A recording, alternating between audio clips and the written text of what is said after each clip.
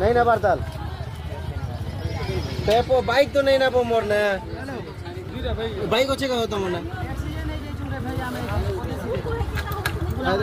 नहीं ना बारताल क्या ना छुबो युवक युवती गुरुतर आज अपराह 4टा समय केसिया थाना अंतर्गत सुगना भट्टा ग्राम निकट में दुईटी मोटरसाइकेल धक्का होता। गोटे मोटरसाइकेल दुई जन युवक और जन युवती सुगना भट्टर केसिया पटक आसुले। युवती जनक हेले श्रद्धांजलि माझी, युवक दुई जन हेले साहू और मनोज साहू हेले कौन सी कारण दुईटी बाइक मध्य दुर्घटनाग्रस्त होता। सेमाने घटनास्थल पड़ी छटपट होते। अन्य एक गाड़ी द्वारा युवक युवती को केसिया डाक्तरखाना को अणाई प्राथमिक चिकित्सा कर दुर्घटन श्रद्धांजलि माझी जो अच्छा झील और शिव साहू दुहे अति गुरुतर जदि आम कह अवस्था पूरा संकटापन रही।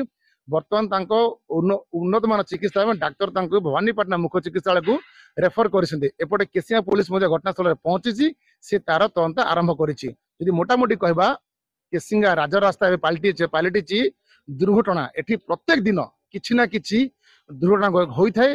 लोकंकर बहुमूल्य जीवन जाए।